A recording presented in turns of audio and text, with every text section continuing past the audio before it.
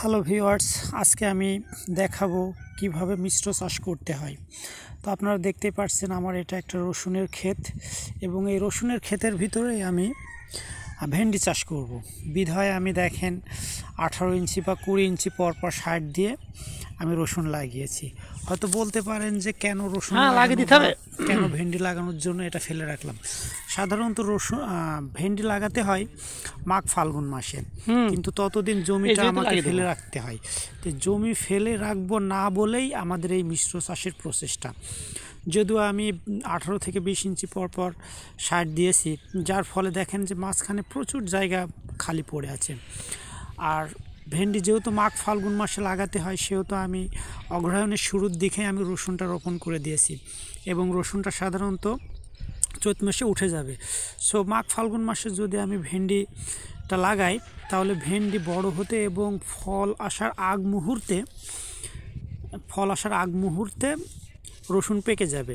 So আমি রসুনটা উঠায় নিতে পারবো এবং ভেন্ডিটাও আমার খুব সুন্দরভাবে হয়ে যাবে।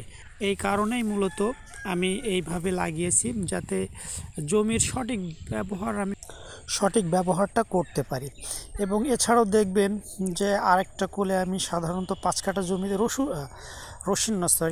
রসুন চাষ করেছি, যে কোলে আমি উস্তি লাগাবো বলে। আপনারা দেখতেই পাচ্ছেন 3 সার ঘন করে আমি রসুন লাগিয়েছি এবং একটা বেশ কিছু ফাঁকা জায়গা ফেলে রেখে প্রায় 10 থেকে 12 ইঞ্চি মতো যে জায়গাগুলোতে আমি উস্তি দিব। এবং উস্তি দেওয়ার ক্ষেত্রে আমি 2টা টেকনিক অবলম্বন করছি। একটা দিয়েছি আমি মাঠ করলা, আর একটা দিয়েছি আমি বোল্ডার, যেটা বোল্ডারের বয়সকাল খুবই সীমিত এবং খুব দ্রুত ফলন দিয়ে থাকে। আর মাঠ করলাটা বেশ 15 দিন বা 20 দিন দেরিতে আসে এবং ফলন বেশি এবং দীর্ঘদিন গাছ স্থায়ী হয়।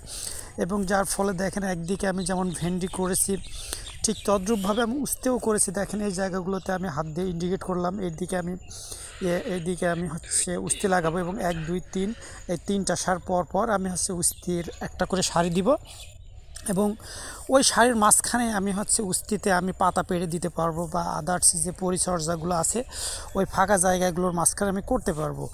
এবং ফাঁকা জায়গার মাঝখানে করতে পারবো বিধায় আমার অন্য কোনো সমস্যা আসছে না বা হবে না সঠিক পরিচর্যার মাধ্যমে। সো আপনারাও চেষ্টা করবেন এইভাবে মিশ্র চাষ করার। ধন্যবাদ।